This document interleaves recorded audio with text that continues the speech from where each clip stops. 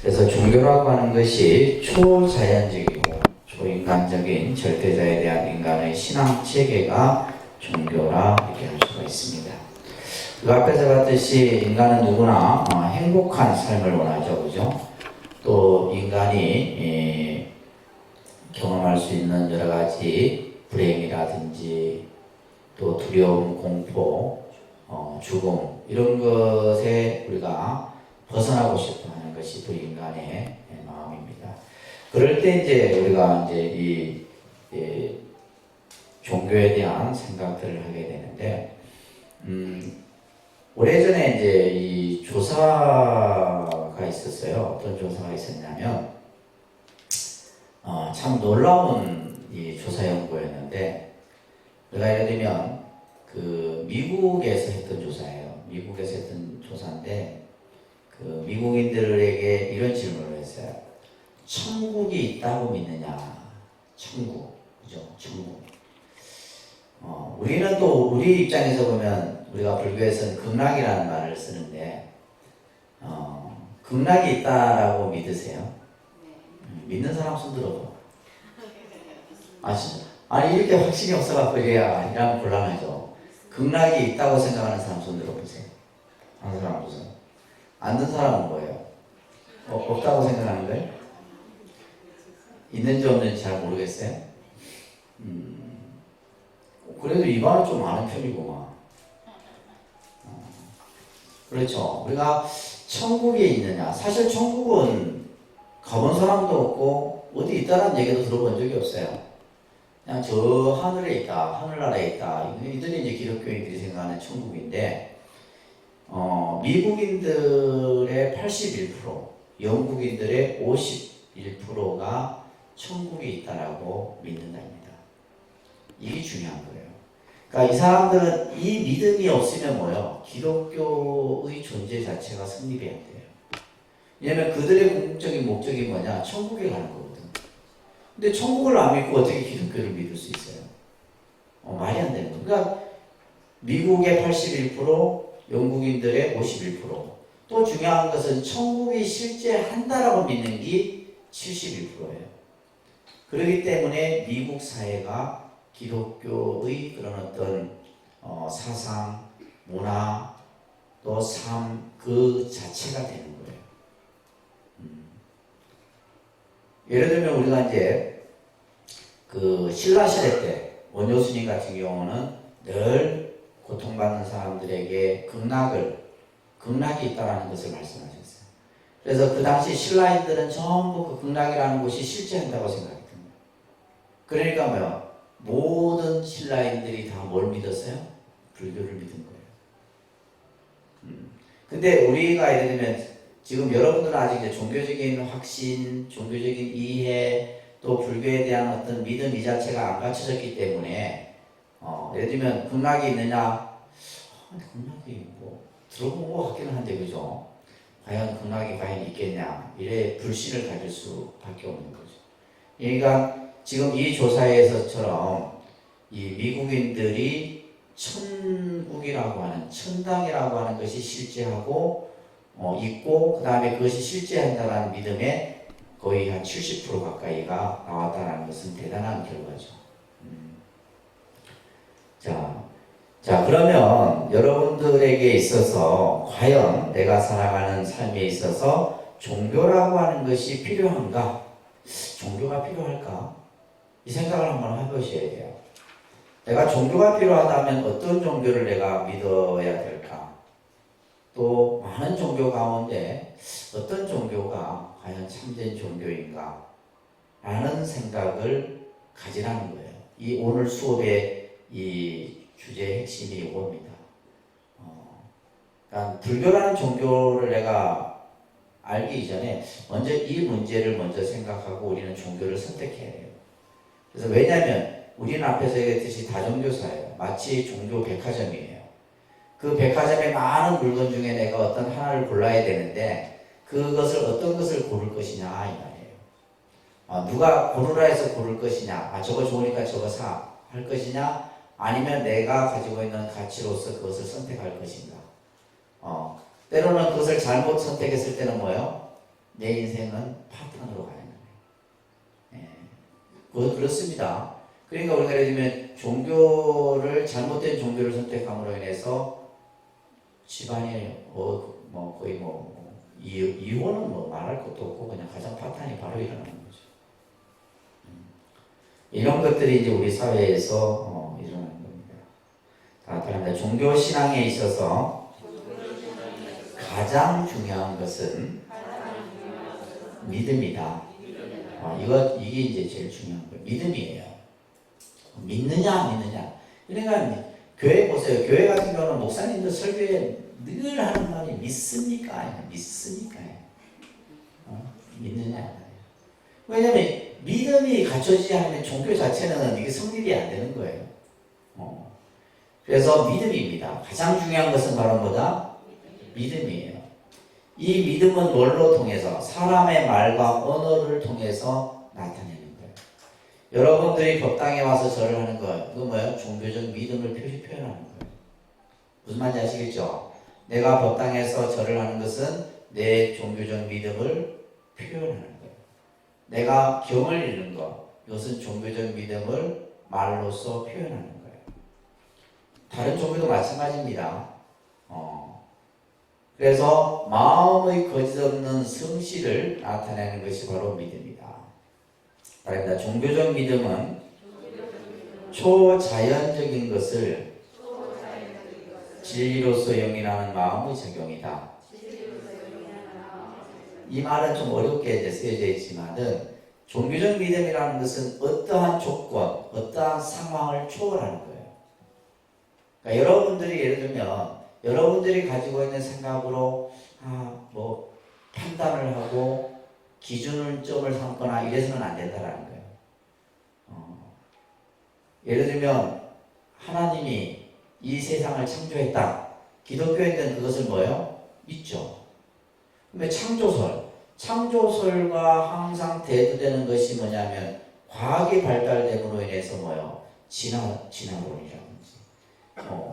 예를 들면 인류가 과연 언제 생존했느냐? 그러면 기독교라는 종교가 만들어지기 이전부터 존재했다는 거예요. 수억 년 전, 그죠?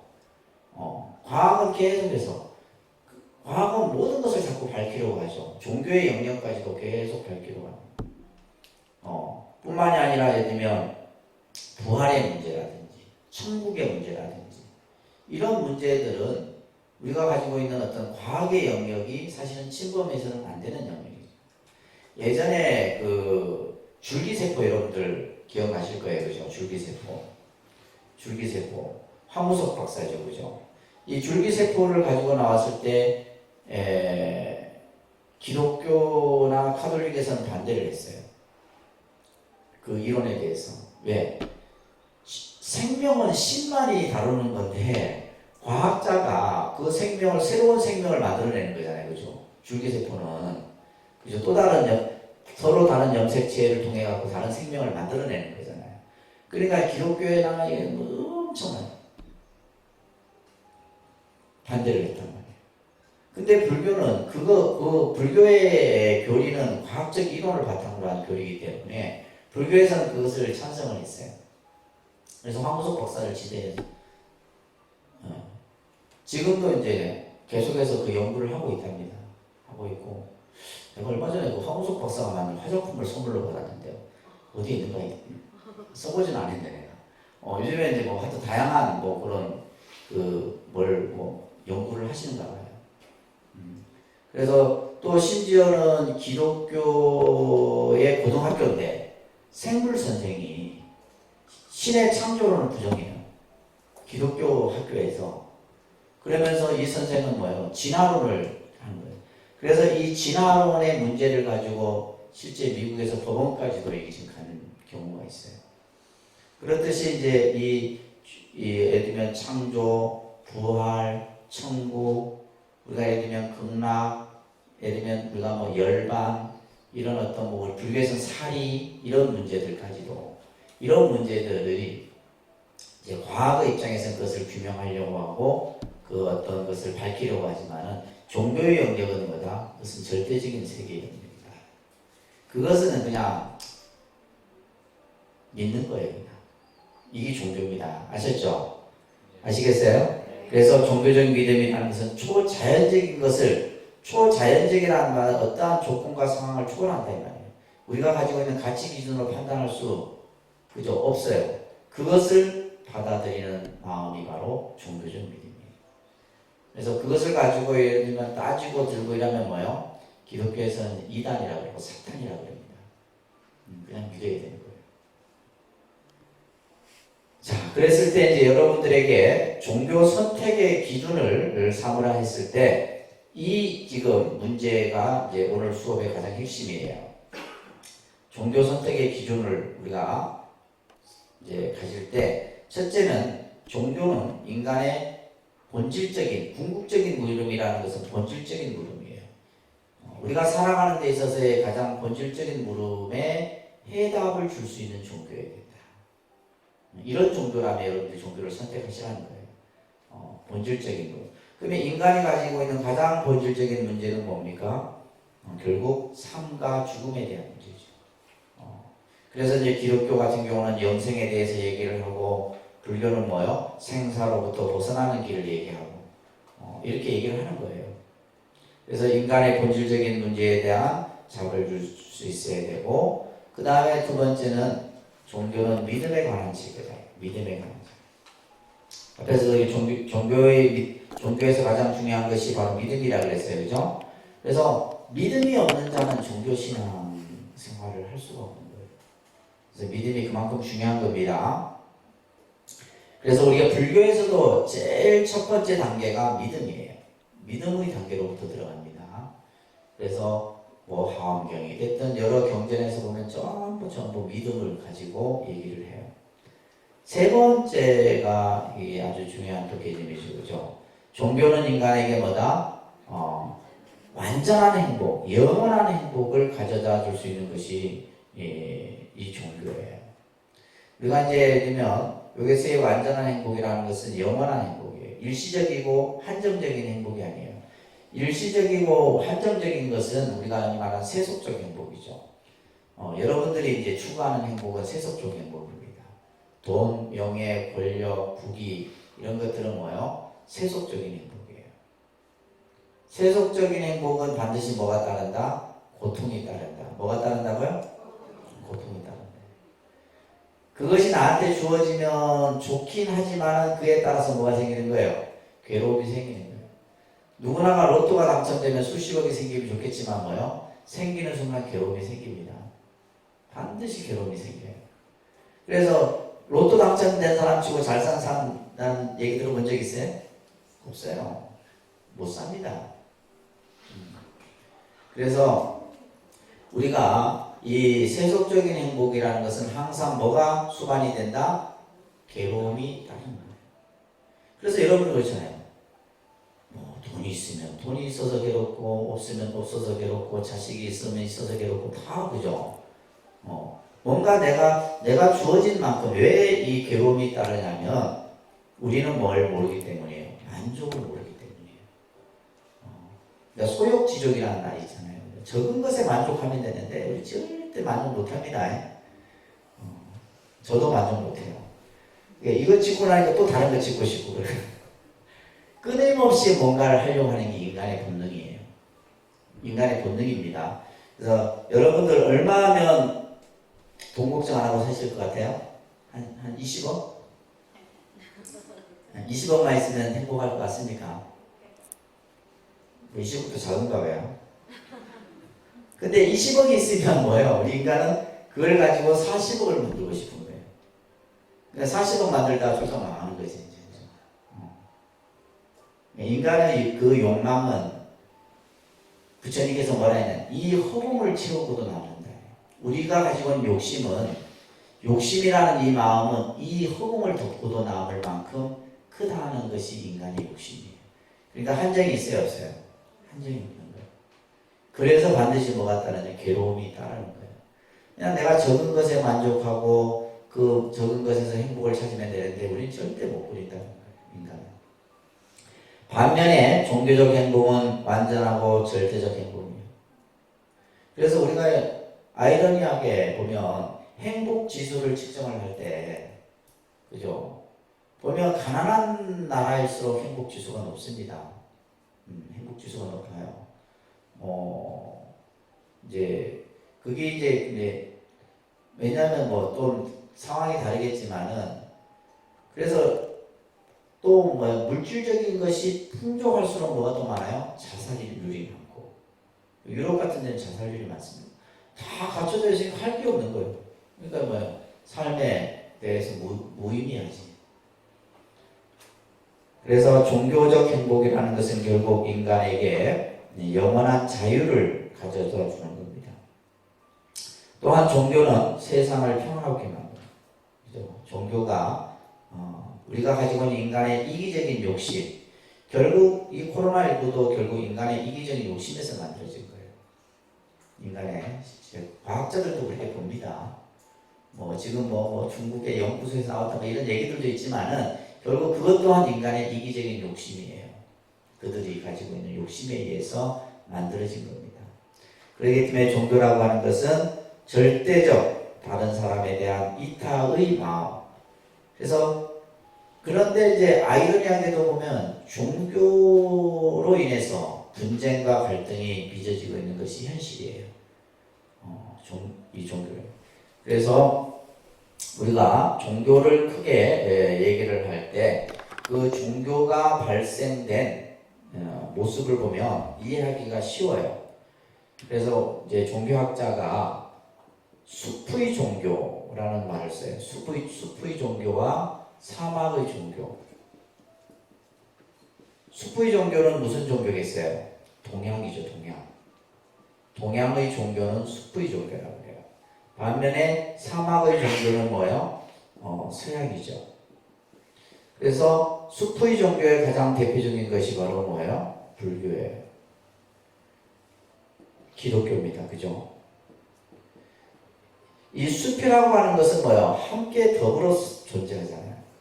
우리 지금 주변의 숲도 보세요. 큰 나무도 있고 작은 나무도 있고 그 안에는 모든 생명이 같이 공존하는 거예요. 서로 다 모든 생명이 그 안에서 같이 공존해요. 같이 더불어 살아가는 모습이 이 숲의 종교에서 나타납니다. 근데 사막의 종교는 뭐예요? 사막은 유목 생활을 하는 거죠. 유목 생활을 하기 때문에 어떻게 해요?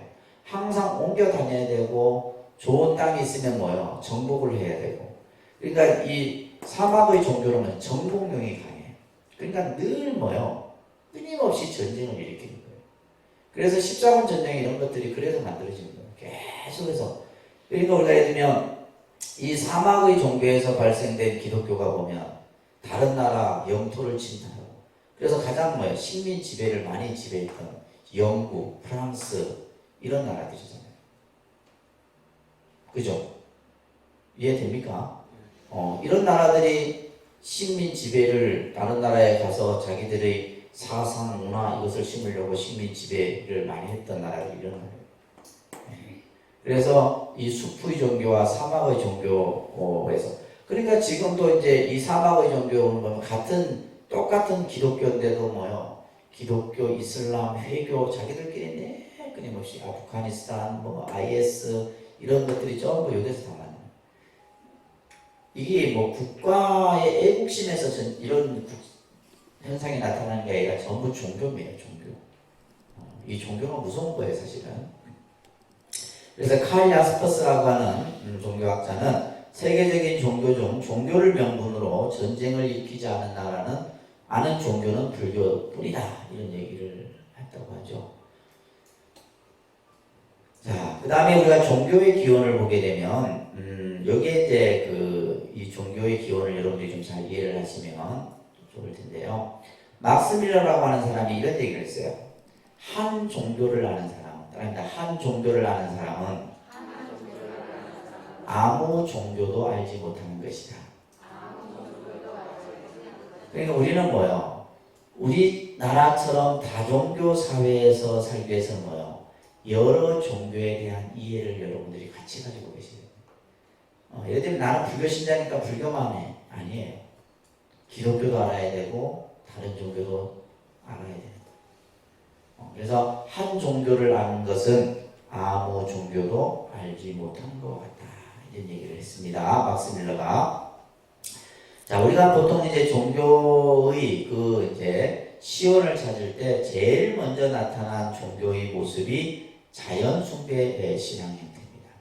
그러니까 우리나라도 마찬가지죠. 우리나라가 불교나 이런 종교가 들어오기 전에는 우리 민족은 뭐요? 자연 숭배를 했단 말이에요. 그래서 하늘이나 별이나 여러 가지 자연 현상에 대해서 그죠? 그에 대해서 또한 신성한 영적인 힘이 있다라고 생각해서 그게 이제 숭배를 하고 있었던 거죠. 그러니까 우리가 예를 들면 뭐 산신 신앙이라든지 칠성 신앙이라든지 용왕 신앙이라든지 이런 것들은 전부 자연 숭배 신앙 형태죠. 근데 이런 신앙 형태가 수천 년이 지나도 없어지느냐? 없어지는 게 아닙니다. 계속 존재하는 거예요. 존재하는. 그러니까 지금도 우리는 뭐예요? 정월대 보름이 되면 어떻게 돼요? 보름달을 보고 소원을 빌고 첫 해에 떠오르는 해맞이를 그죠? 맞이하면서 소원을 빌고 이런 신앙이 있어요. 제가 이제 우리가 지금 보면 불교 신자들도 많고 기독교도 많고 많다 하잖아요, 그죠? 여러분들 해맞이 이렇게 가보신 분 경험 있으세요? 그 수십만 인파들이 있는데 그 사람들이 다 그 해를 숭배하는 신앙자들일까요? 그쵸? 뭐, 그게는 불교 신자도 있고, 기독교 신자도 있고. 근데 그 신앙은 뭐예요? 우리 민족의 고유의 신앙이에요. 근데 이제 아이러니하게 이제 기독교 신자들은 그걸 보고 막 소원 빌고 하면 안 되는데, 자기들 교리에 어긋나는 건데, 그죠? 근데 이제 그러한 모습이 우리나라에 존재하는 것은 그만큼, 그래서 예를 들면 이제 우리가 뭐, 우란 문제 같은 경우도 이제 그런 어떤 우리 그 고유의 풍습과 관련된 이런 것들이 그대로 아직까지 전해져 내려오는 겁니다. 그 다음에 이제 우리가 여러분들이 관심 많이 가진 신앙이 바로 샤머니즘이죠. 샤머니즘. 무속신앙입니다. 무속신앙. 무슨 신앙이요? 여러분들이 정말 보려면 다 신수 보러 가는 게 다 이게 샤머니즘, 무속신앙이에요. 신수가 잘 맞던가? 이 무속신앙 같은 경우도 이건 우리나라만 있는 게 아닙니다. 전보는 이런 신앙의 형태들은 유럽도 있고 미국도 있고 아프리카도 있고 다 있어요. 이런 신앙들은 지금도 수천 년이 지나도 계속 존재하는 거예요. 그래서 이 샤먼이라고 해요. 샤먼. 우리가 이제 흔히 우리나라 말로는 무당, 무속 이렇게 표현하는데, 그러니까 이 두 가지 형태죠. 이 무당들 보게 되면 하나는 신을 영접해서 신의 영향을 받아서 신내림을 받아서 이런 어떤 무속 행위를 하는 경우가 있고, 이제 일반적으로는 그냥 뭐요, 이제 공부 책을 통해서 배워갖고 이렇게 하는 두 가지 형태인데. 여러분들이 용하다라고 생각하는 사람은 대부분 보면 뭐요? 신내림을 받은 사람이죠. 그래서 보면 이제 그 무속인들 집 앞에 항상 보면 뭐가 있어요? 대나무가 있어요. 그게 바로 뭐예요? 신을 받는 거예요, 신. 근데 그 신이 계속 있는 게 아닙니다. 들어왔다, 나갔다. 그래서 들어올 때 보면 이제 뭐 애기 동자신, 무슨 신 하고 목소리도 이제 그런 목소리 내고 그래요. 근데 이제 이런 영향들이 보면 조상의 영향도 있고, 근데 이제 예를 들면 이제 그런 이걸 이제 우리가 보통 아주 뭐 어떻게 보면 과학으로도 사실 어떻게 보면 증명할 수 없는 이런 부분들이죠. 우리 여러분들 눈에 지금 아무것도 없죠. 아무것도 안 보이죠. 근데 예를 들면 이런 무속인들, 예를 들면 신을 받은 사람들 눈에 보면 다 보여요. 우리가 보이지 않는 것들이 보인다는 거예요. 영혼들이 보인다. 영혼들. 수많은 영혼들이. 근데 그게 이제 보이기 시작하면 이제 우리 정상인 사람은 이제 골치 아픈 거죠. 그래서 이제 그런 경우는 보통 신병이라고 해요. 신병. 그래서 갑자기 막 몸이 아프거나 또 막 잠을 막 이렇게 악몽 꾼다거나 이제 그렇게 점점 이게 되다 보면 제일 먼저 나타나는 것이 눈이 틀려요. 그래서 딱 신이 있는 사람 보면 눈이 딱 다른 사람과 정상인 사람과 다릅니다. 이게 아주 정말 이 샤머니즘은 정말 신비해요. 그래서 우리가 보면 이제 영혼을 구제하는 그런 의식도 있고, 혼을 건지는 의식도 있고, 또 죽은 사람, 청춘 남녀들을 결혼시키는 그런 의식도 있고, 영혼 결혼식이라죠. 신기해요. 그래서 딱 이렇게 분명히 이제 시작하기 전에는 떨궈놨는데 이 집으로 이렇게 모형을 만들어서 다 이렇게 이제 의식을 하고 나면 손을 딱 잡고 있어요. 손 잡고. 그런데 그걸 뭐 어떻게 과학으로 증명하노?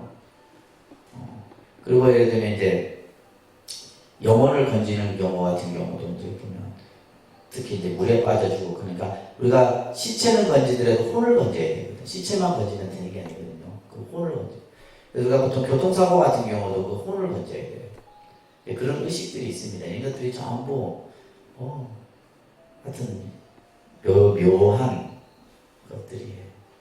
그 다음에 보면 이제 성물 숭배 신앙 같은 경우 이제 여러분들 좋아하는 부적 이런 것들 그죠? 이게 성물 숭배입니다. 이런 것들이. 그래서 뭔가 몸의 진임으로 인해서 내가 어떤 재앙으로부터 보완. 그래서 우리가 이제 요즘에 뭐 불자들 같은 경우는 뭐 목걸이라든지 팔찌라든지 이런 것들을 뭐 옴자라든지 이런 어떤 조형을 통해서 이렇게 하거든요. 이건 성물 숭배 신앙입니다. 애니미즘, 정령 숭배 같은 경우고, 토테미즘의 동물 숭배, 그리고 뭐 산신 신앙 이런 형태들이 여기에 해당된다라고 보시면 됩니다. 그래서 이런 지금 우리가 살고 있는 이 시대에 이런 여러 어떤 자연 숭배 신앙부터 해서 샤머니즘, 그 다음에 성물 숭배 이런 신앙들이 그냥 우리 삶 속에 그대로 녹아져 있다라고 보시면 돼요. 그래서 특히 이제 불교나 기독교 같은 이런 고등 종교는 우리나라 입장에서 보면 우리나라에서 만들어진 종교가 아니잖아요, 그죠? 그렇잖아요, 그죠? 그것을 우리가 보통 외래 종교라고 해요, 외래 종교. 뭐 이렇게 뭐 우리가 외래 물고기도 보면 바깥에 들어온 어종을 외래 어종이라고 하잖아요, 그죠? 외래 어종이라는 말을 쓰듯이 외래 종교예요, 불교나 기독교는. 그럼 우리 민족이 믿었던 종교는 어떤 거였어요? 아까 얘기했듯이 자연 숭배 신앙이었다. 그렇기 때문에 지금도 이제 그런 신앙 형태가 그대로 우리 마음 속에 존재하는 겁니다. 자, 그러면 이제 그 밑에 여러분들 쭉 보시다 보면 불교의 종교적 이해를 우리 잠깐 보게 되면 사람들이 그런 얘기를 해요. 불교는 철학이지 종교가 아니다 이런 얘기를 합니다. 이제 이것은 이제 주로 이제 서양의 종교학자들이 불교를 얘기할 때 그래. 불교는 철학의 영역이지. 그래서 저희가 불교학을 하지만 학위는 철학 박사학위를 받아요. 예를 들면 불교학 박사학위가 따로 있는 게 아니고 저희가 동국대학교에서 제가 예를 들면 뭐 불교학을 하든 선학을 하든 하도 학위 자체는 뭐다? 뭐 불교 쪽의 학위가 아닌 뭐예요? 철학 박사학위를 받게 됩니다. 그래서 이제 그런 학문의 영역의 관점에서 봤을 때 이제 불교 같은 경우는 왜 그런 얘기를 하냐면 불교는 뭘 상정시켜 놓잖아요. 신.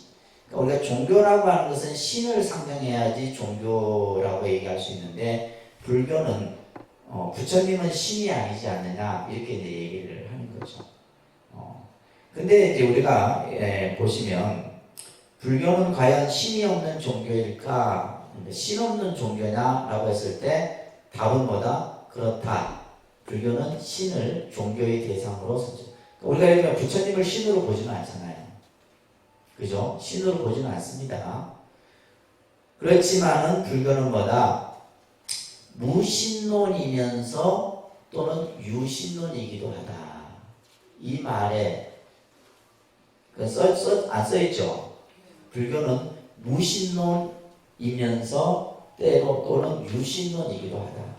무신론이라는 말은 신을 그죠? 어떤 종교의 대상으로 삼지 않는다. 그래서 우리가 보통 이제 무신론 이렇게 얘기를 합니다. 무신론.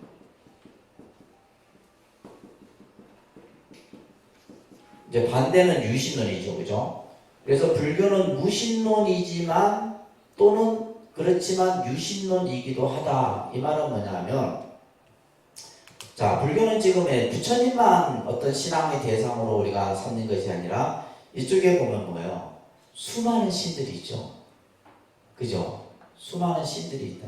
여기는 이제 우리가 보통 신장이라 그러는데, 여기는 보면 뭐 하늘신, 뭐 지신, 산신, 칠성신, 뭐 중국신, 인도신, 우리나라신 다 있어요. 다 있습니다. 그러니까 이분들을 그죠? 신앙이라고 하는 테두리 속의 영역 속에서는 넣고 있다. 그래서 우리가 예배의 대상으로서 우리가 어떤 기독교에서 말하는 신적인 개념으로 부처님을 바라보지는 않지만은, 부처님이라고 하는 것은 우리가 살아가는 데 있어서의 어떤, 쉽게 말해서 하나의 스승이고 또한 우리를 이끌어주는 위대한 어떤 지도자로서의 생각을 하지만은, 그런 면에서 부처님은 신은 아니죠. 신이라고 하지 않지만은, 그렇지만 우리가 신앙의 측면에서는 이런 신장이나 또 이런 어떤 신적인 개념들이 불교 안에 담고 있기도 하라는 거죠. 자, 밑에 이 말이 중요한 거예요. 불교는 신의 존재를 상정하거나 신의 존재를 논증하는 것을 철학적 목표로 삼지 않는다. 그래서 다른 종교는 오로지 신을 중심으로 하기 때문에 이제 서양의 종교학자들을 봤을 때는 기독교는 종교다 얘기를 하지만은, 아까도 동양의 종교와 서양의 종교에서 종교라는 개념 자체가 다르다고 했잖아요. 그죠? 그렇기 때문에 불교는 신의 존재를 상정하거나 신의 존재를 논증하는 것을 철학적 목표로 삼지 않는다.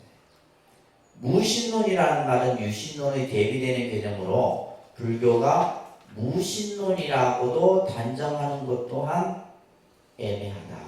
왜 애매해요? 불교 안에도 뭐요? 신을, 그죠? 저런 신장을 신앙의 대상으로 삼고 있기 때문이기도 해요.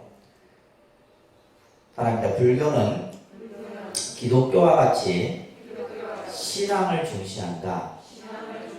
그래서 신앙이라고 하는 측면에 있어서는 불교도 기독교와 같이 이 신앙이라는 측면을 중시하는데, 그것이 뭐냐 하면 부처님과 교법과 승가, 이것을 우리는 삼보라고 그랬어요. 그죠? 부처님과 부처님의 가르침과 승가에 기여하는 것을 기본적 신앙을 해요. 그러니까 그들이 말하는 거예요. 성부, 성자, 성신, 이것과 또 삼위일체와 똑같은 개념의 신앙을 기본적으로 중시한다는 거예요. 그래서 이제 단지 불교는 기독교에서 말하는 것처럼 신 중심의 종교는 아니지만 신앙 자체를 종교의 영역 속에서 삼고 있다는 얘기예요. 그렇지만 또 그렇다고 신을 아예 그냥 부정하는 것 또한 아니다. 왜냐? 그러니까 우리가 예를 들면 불교라는 종교가 발생되기 전에 우리, 그죠? 한민족에서부터 내려왔던 산신, 칠성, 용왕, 이런 어떤 신앙들을 불교에서 몰래요 수용을 한 거죠. 그러니까 이것을 만약에 배척을 해버리게 되면 불교는 우리 이 문화 속에서 토착화 될 수 없었죠. 그러니까 이런 신앙들을 수용하면서 그 영역 속에 같이 넣어왔던 거죠. 그렇게 보시면 됩니다. 자, 밑에 보세요. 사람이 어떻게 거센 흐름을 건넙니까? 어떻게 해서 바다를 건넙니까? 어떻게 해서 고통을 초월합니까? 그리고 어떻게 해서 완전한 청정의 경지에 도달할 수 있습니까? 자, 이 질문이 경전에서 나옵니다. 그래서 거센 흐름이라고 하는 것은 뭐예요? 우리가 세상의 풍파죠. 내가 세상을 살아가는 데 있어서 우리가 맞서야 되는 여러 가지 역경, 고난, 시련, 아픔, 괴로움, 이런 것들을 표현하는 거예요.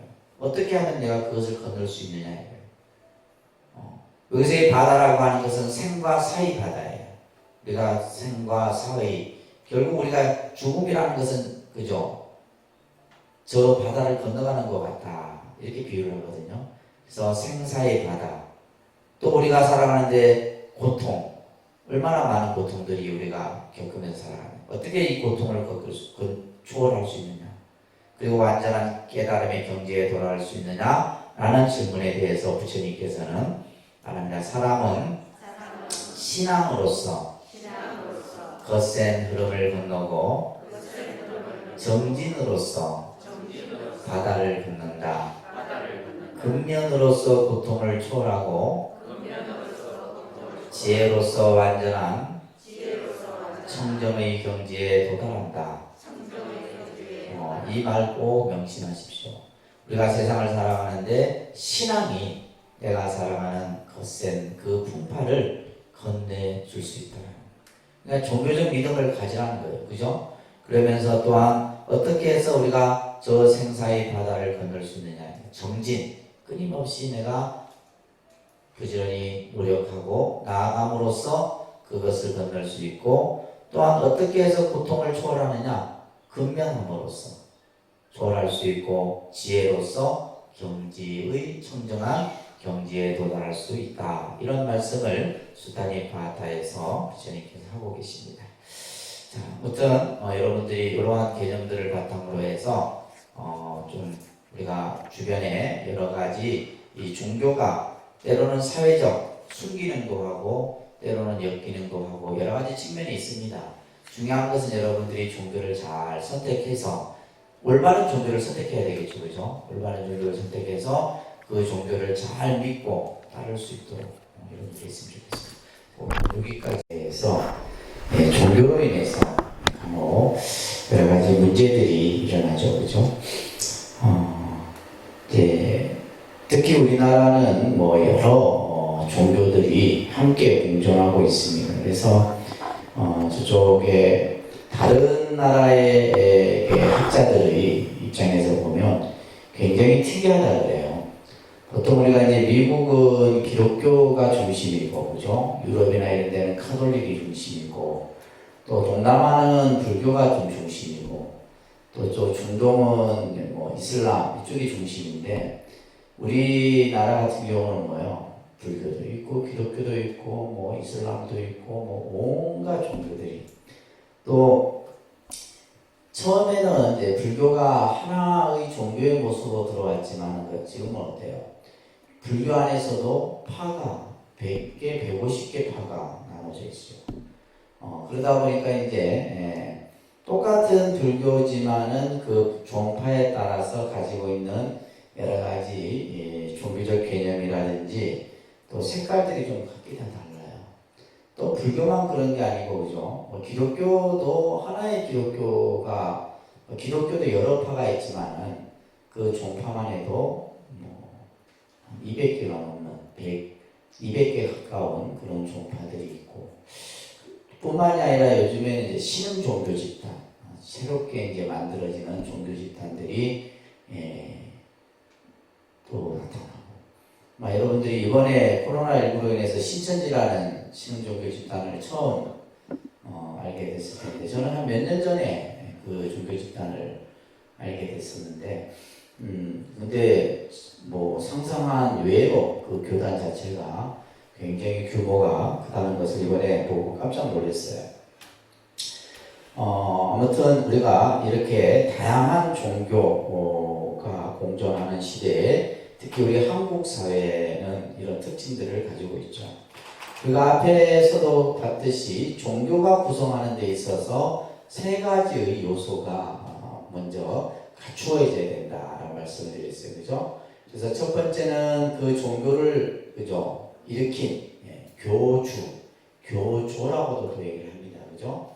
그래서 종교가 성립이 되기 위해서는 그 종교를 최초로 창시한 교주가 있게 되죠. 그러니까 불교에서의 교주는 누구라 그랬어요? 서가모니. 불교에서의 교주는 누구다? 서가모니 부처님이 불교에서의 교주예요. 불교에도 여러 부처님이 많지만은 그 근본은 바로 누구예요? 서가모니 부처님이에요. 서가모니 부처님. 자, 그 다음에 이제 이 교주의 말씀을 우리는 뭐라 그래요? 교법이라 이렇게 표현합니다. 그다음에 교법. 교법. 이것을 좀 쉬운 말로 우리는 교리다 이렇게 얘기해도 뭐 틀린 말은 아니겠죠. 그래서 이제 우리가 각 종교마다 그 종교의 교주가 설해놓은 말씀들을 우리는 보통 이제 경이라는 말을 많이 쓰죠, 그죠? 경을. 그래서 우리가 불교 같은 경우는 이제 경전이다, 기독교는 성경이다, 뭐 이렇게 이제 또 뭐 다른 종교 같은 경우는 어떤 하나의 경전, 코란이면 코란 이런 식으로 그 교주의 말씀을 기록해 놓은 그러니까 불교는 굉장히 방대한 교법이 있죠, 그죠? 그 다음에 이제 세 번째가 뭐라고 그랬어요? 이 교주의 가르침을 따르는, 그죠? 집단이 형성되는데 그것을 우리는 뭐라 그래요? 교단이라 그런다고 했어요. 그런데 교단. 그래서 어떤 종교든지 교주, 교법, 교단이라는 세 가지가 갖추어지게 되면 이제 하나의 종교로서의 어떤 역할과 기능을 하게 됩니다. 자, 우리 불교는 교단이 어떻게 구분이 되어 있어요? 출가 교단과, 그죠? 재가 교단으로 구성되어 있다. 말씀드렸습니다. 그죠? 출가 교단과 재가 교단. 그래서 이제 출가는 우리가 이제 이 출가와 재가를 다 통틀어서 불교에서는 그냥 뭐라 그래요? 사부대중이라. 뭐라 한다고요? 사부대중이라 이런 말 우리가 많이 쓰잖아요. 그래서 사부대중이라는 말은 출가와 재가를 포함한 이런 개념으로서 설명을 우리가 드릴 수가 있습니다. 그러면 우리나라 한국 사회는 어느 정도 종교를 믿는 사람들의 수가 있느냐라고 했을 때 2명 가운데 1명 정도는 종교를 가지고 있다 얘기를 합니다. 요즘 이제 우리 사회가 종교에 대한 관심 이런 것들이 많이 이제 점점, 그래서 이런 이제 현상을 탈종교화 현상이라고 해요. 그러니까 종교가 없어도 세상을 살아갈 수 있는 이런 시대가 이제 점점 오게 됩니다. 그래서 특히 요즘 이제 젊은이들 같은 경우는 종교에 대해서 별 관심이 없습니다. 자, 그렇지만 아직도 우리나라는 2명 가운데 1명 정도는 종교를 가지고 있고 또 한 50% 가까운 정도는 종교가 없는 분들이 있다라고 이제 우리가 이제 조사를 합니다. 어디에서 조사를 해요? 예를 들어 우리가 10년에 한 번 하는 인구조사 있죠? 인구조사를 할 때 종교 분포도 조사를 합니다. 그래서 우리나라의 국민들이 어떤 종교를 믿느냐? 예전에는 이제 불교가 좀 1위였어요. 불교가 1위였는데 지금은 이제 불교도 신자 수가 많이 급감을 합니다. 급감을 하고 기독교, 카톨릭을 합하면 불교보다가 수가 많습니다. 그러니까 이제 각각에 했을 때는 아직까지 불교가 우위를 점하고 있지만은 두 카톨릭과 기독교를 합하게 되면 이제 불교가 조금 수가 줄어들고 카톨릭 같은 경우가 요 근래에 급증을 하죠. 카톨릭 같은 경우가 신자 수가 급증을 하는 반면에 기독교는 굉장히 급감을 하고 불교는 크게 변동이 없어요. 이건 무슨 말이냐면 불교는 이제 뭐냐면 신자의 연령대가 노령화가 지속되고 있다. 노령화가.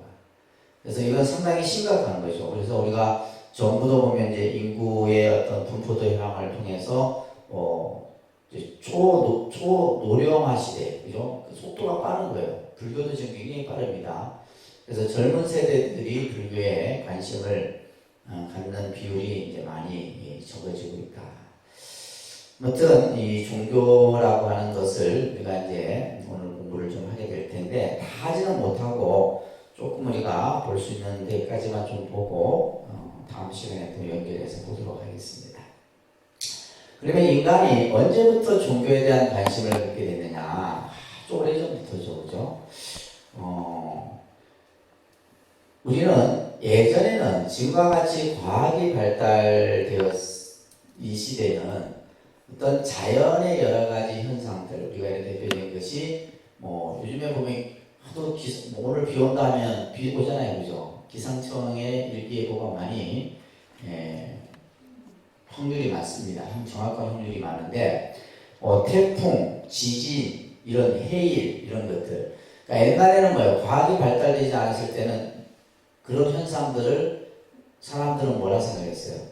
어떠한 절대자의 힘에 의해서 그런 것들이 나타난다 생각하는 거예요. 그런데 이제 과학이 발달됨으로 인해서 자연 현상의 모습으로 우리는 이해를 하지만 그러다 보니까 인간은 늘 뭐예요? 불안정하고, 그죠? 무능력하고, 특히 우리가 이제 자연재앙 앞에서 인간이 굉장히 무능력하다는 걸 우리는 요즘에도 느끼게 됩니다. 그죠? 그러한 어떤 존재라고 생각함으로 인해서 뭔가 인간보다 절대적인 힘을 가진 자가 있다 생각하는 거죠. 그것을 이제 우리는 이제 일반적으로 신이다 이 생각을 했던 거예요. 그래서 인간은 스스로 자기 마음속에 내보다 더 힘을 가진 어떤 절대자를 희구하는 그런 어떤 모습에서 종교라는 것들이 형성되게 됩니다. 그렇지만 이제 많은 종교학자들이 인간이 그러면 어떤 연유에서 종교를 선택하게 되느냐라고 했을 때 그 종교의 입문 유형을 윌리엄 제임스라고 하는 분이 두 가지로 크게 구분을 하고 있어요. 교재에도 나와 있죠, 그죠? 가장 일반적인 형이 뭐냐 하면 그냥 대표적으로 뭐 집안이 불교라서 내가 불교를 믿는 경우 이런 경우들. 내가 결혼을 했는데 시집이 불교라서 내가 자연스럽게 불교를 믿게 되는 경우.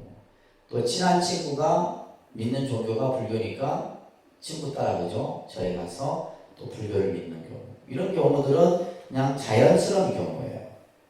이런 것들을 우리가 이제 일반적인 건강행위다라고 얘기하고 또 대부분의 이제 종교를 믿는 분들의 경향을 보게 되면 어떤 죽음, 그 다음에 고통, 시련 이런 어떤 그 살아가면서 그런 괴로움을 겪을 때 종교에 대한 이런 마음들이 생기죠, 그죠? 그래서 크게는 이런 두 가지 모습에서 종교의 모습들을 우리가 입문하게 되는 그런 현상들을 보게 된다. 여러분들도 공감하시죠, 그죠? 이 둘 중에 한 가지는 아마 여러분들이 해당되실 거예요. 그렇지만 이 종교라고 하는 것이 우리가 이 종교는 우리 인류의 역사와 거의 시대를 같이 합니다. 그렇기 때문에 우리가 이제 종교라고 하는 것은 어떤 종교 하나만의 모습으로 우리가 이해하면 안 되고요. 정치, 문화, 경제, 예술 모든 복합적인 이런 모습들이 그 종교와 괴를 같이 하고 있다라고 우리가 보시게 됩니다. 자, 예를 들면 우리가 문화를 얘기할 때 크게 서양 문화, 동양 문화, 뭐 중동 문화 이게 크게 이제 우리가 그죠? 나누어서 보면 서양 문화 같은 경우는 뭐예요? 기독교 문화죠. 서양 문화는 기독교 문화입니다. 그래서 우리가 철학도 보면 동양 철학, 서양 철학에게 구분하잖아요. 그러면 서양 철학의 핵심은 뭐예요? 기독교 사상이에요.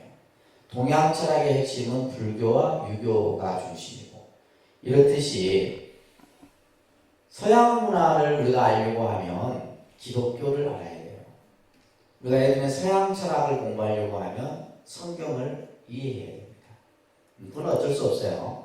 반면에 우리가 이제 동양 문화를 이해하려고 하면 불교를 이해해야 되겠죠, 그죠?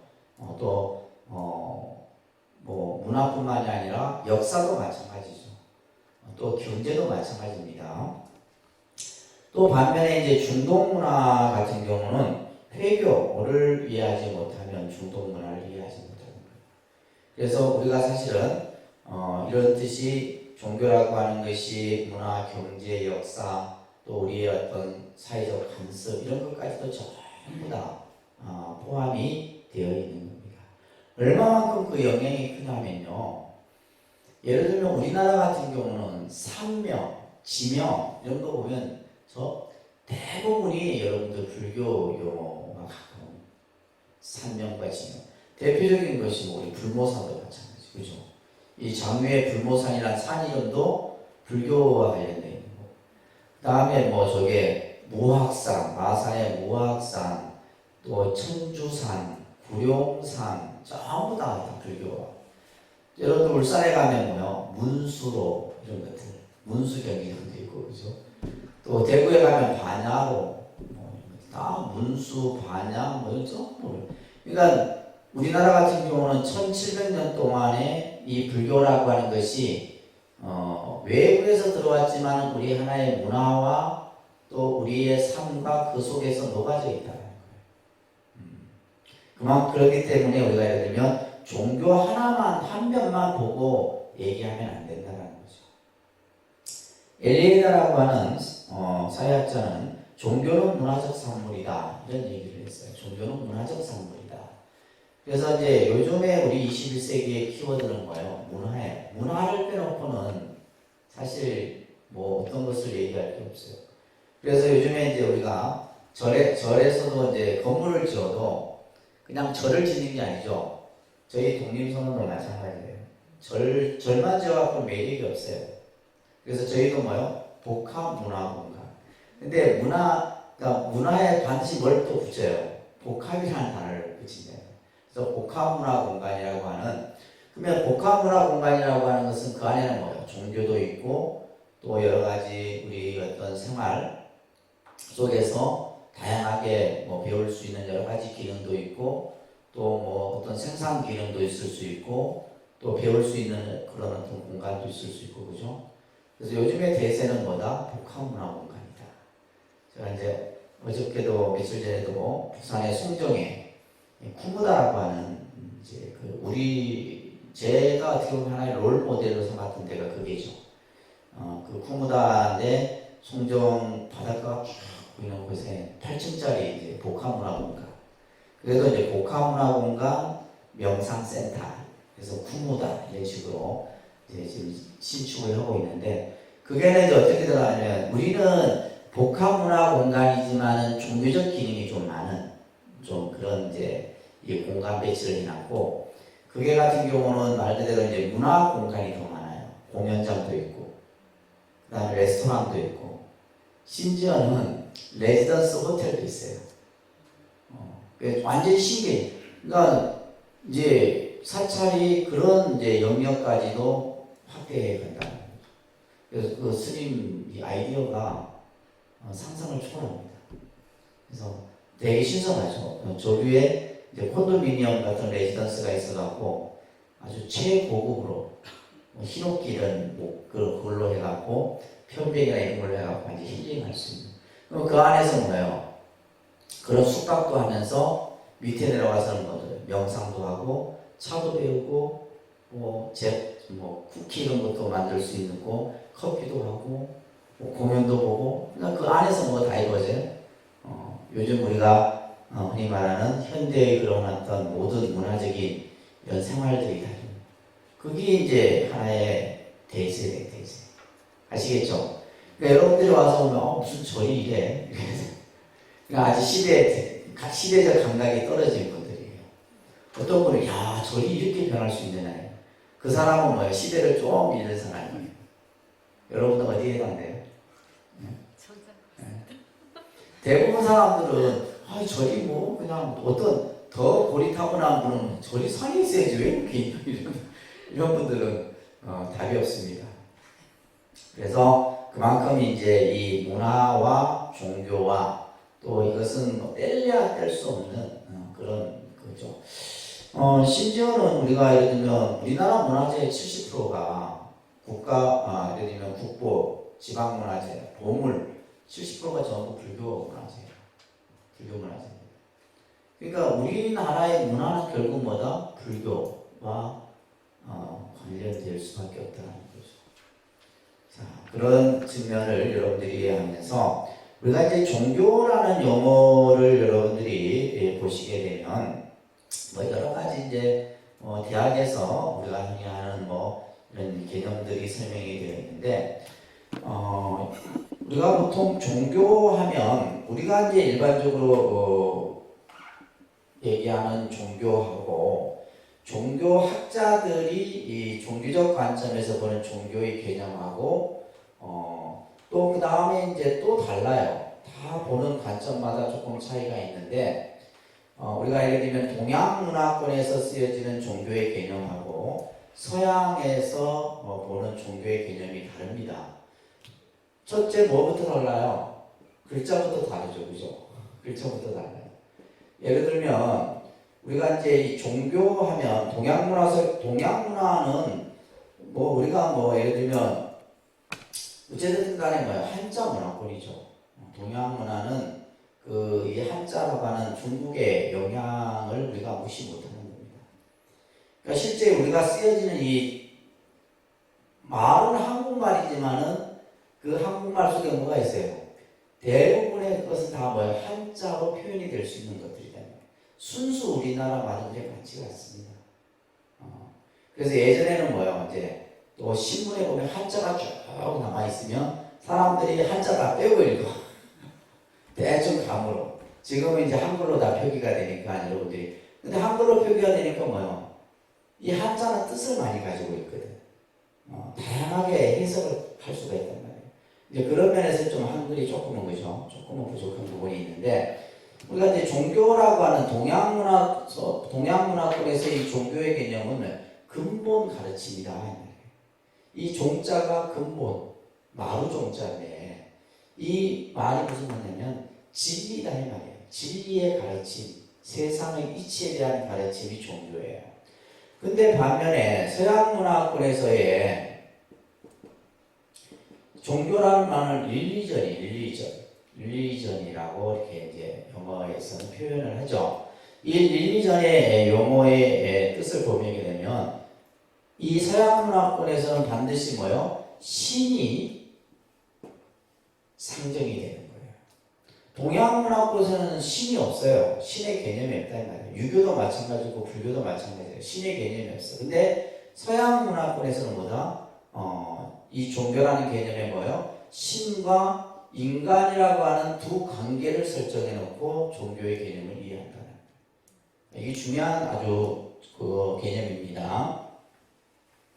자, 그렇기 때문에 서양에서의 종교라는 개념은 신이 있고, 그죠? 신과 인간의 관계인데, 어떠한 관계냐, 이 말이에요. 어떠한 관계냐라고 했을 때, 어떤 관계예요? 수직적 관계입니다. 무슨 관계? 수직. 이것을 이제 좀 더 쉽게 표현하면, 주종 관계라는 거예요. 무슨 관계야? 주종. 여러분들은 종이에요.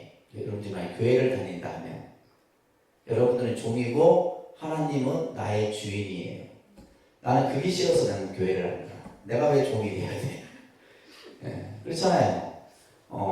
주종 관계입니다. 그러니까 인간이 신이 될 수 있어요, 없어요? 될 수 없죠. 그래서 기독교는 이 신이 어떤 신이냐면 유일신이에요. 무슨 신? 그들이 믿는 신은 유일신이에요. 오직 하나밖에 신이 둘 있어도 안 되는 거예요. 근데 우리 불교는 뭐예요? 부처님이 한 분이에요? 아니죠. 어마어마한 부처님이. 그러면서 인간은 신에게 뭘 해야 돼요? 교회를 안 다녀서 인간은 신에게 무조건 복종을 해야 돼요. 이 복종의 개념이 기독교 사상에서 아주 중요한 개념이에요. 예를 들면 이 복종이라는 개념 속에 믿음이 딱 같이 결합이 되게 되면 이거는 아주 뭐가 되냐면 맹목적 신앙이 되는 거예요. 그러면서 신은 인간에게 뭘 내려줘요? 신은 인간에게 성령의 은혜를 내려주는 거예요. 이게 기독교 사상이에요. 이게 기독교예요. 그러면 불교는 이 불교라는 모습은 어떤 모습이냐 했을 때 부처와 그죠? 중생은 수직적 관계가 아니라 무슨 관계? 수평적 관계입니다. 무슨 관계예요? 수평적 관계예요. 부처님과 중생은 같아요. 근데 이 개념을 잘 이해하셔야 됩니다. 같다니까 막 그래 아이고 막 부처님하고 나는 동등하다 이제 맞짱 뜨고 이러면 안 됩니다. 마음 먹고 이러면 안 돼. 같지만은 같다라고 하는 것은 근본적 입장에서는 같은데 현상적에서는 다르다. 본질적 입장에서는 부처나 중생이나 그래서 경전에 보게 되면 부처 아래 중생이 있고 중생 안에 부처가 있다. 이런 말이 이제 큰 스님 본문을 우리가 듣다 보면 나와요. 그죠? 부처가 어디에 있느냐? 중생 안에 있다. 중생이 어디에 있느냐? 부처 안에 있는 거예요. 이 말은 뭐야? 부처와 중생이 같다 다르다? 같다는 얘기예요. 이게 불교예요. 그렇지만 차이가 뭐예요? 부처님은 뭐예요? 부처님은 깨달은 분이고 중생은 뭐예요? 깨닫지 못한 차이가 있는 거예요. 그렇기 때문에 우리가 중생이 누구나 진리를 깨달으면 뭐가 되는 거예요? 부처가 되는 거예요. 아시겠죠? 이제 이런 개념이 이제 동양의 우리 특히 불교에서 얘기를 하는 대목이다라는 거. 이해되세요? 그래서 어떤 사람이 그래서 스님 뭐 종교는 다 또 천만의 말씀 똑같긴 하나도 안 똑같습니다. 그러니까 그거는 그냥 뭐 피상적으로 뭐 그냥 모든 종교는 다 사람을 선하게 만들고 착하게 그죠? 그런 면에서는 같지만은 본질적으로는 달라요. 왜냐하면 이것부터가 다르잖아요. 그래서 부처가 중생을 제도해 주는 게 아니에요. 중생 스스로가 깨달아 부처가 되는 거예요. 근데 기독교는 뭐예요? 인간 신이 될 수 없어. 뭐예요? 신의 성령의 은혜로서만이 천당에 그것도 신이 되는 게 아니에요. 어디가? 천국에 가는 거예요. 이게 근본적인 거고 그 나머지 또 가지적인 측면은 우리가 이제 또 여러 가지 이제 뭐 사람을 선하게 만들고 윤리적인 측면이나 이런 부분들은 비슷하게 보여줄 수 있는 부분들은